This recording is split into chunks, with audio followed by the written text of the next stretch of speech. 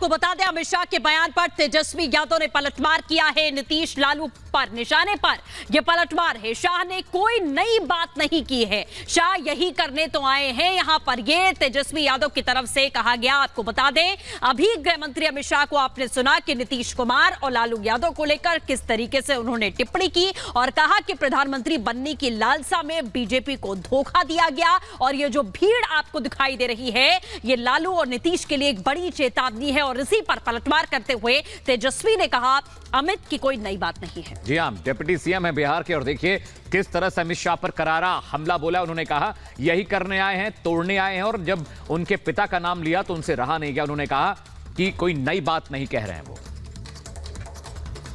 नीतीश जी और लालू जी की जो सरकार यहाँ पर है, कोई नई बात कही है क्या? कोई भी नई बात अगर कही है तो उस पर पूछिए, वरना तो सब लोग जान रहे हो किस लिए आए हैं और क्या बोलेंगे। उनके पास बोलने के लिए है क्या? खबर आ रही, उसका रुख गलत है। मनोज तिवारी ने तेजस्वी पर तीखा हमला बोला। उन्होंने कहा कि तेजस्वी को कुछ पता नहीं है, बिहार में विकास की योजनाओं को और आगे ले जाने की जरूरत है। तो देखिए, एक के बाद एक अब हमले तेज हो चुके हैं बीजेपी नेताओं की तरफ से। बीजेपी सांसद मनोज तिवारी ने तेजस्वी पर तंज कसते हुए कहा कि उन्हें कुछ भी नहीं पता है और विकास को आगे ले जाने की राह की जरूरत है। बिहार को विकास की जरूरत है। उन्होंने क्या कुछ कहा, आइए सुनवाते हैं। बिहार में जब से बीजेपी के साथ जदयू की सरकार बनी, तब से बिहार में गांव-गांव बिजली पहुंचाया गया। नए एम्स की नई एक शाखा वहां खुली। वहां पे बड़े-बड़े जो शिक्षा केंद्र थे वो वहां खुले।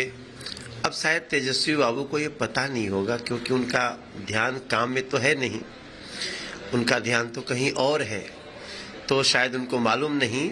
अब उसको कैसे बिहार को हम लोग और आगे बढ़ा सकते हैं केंद्र के द्वारा, क्योंकि स्टेट तो लूट मार अपराध में और उनके समर्थक बने हुए हैं।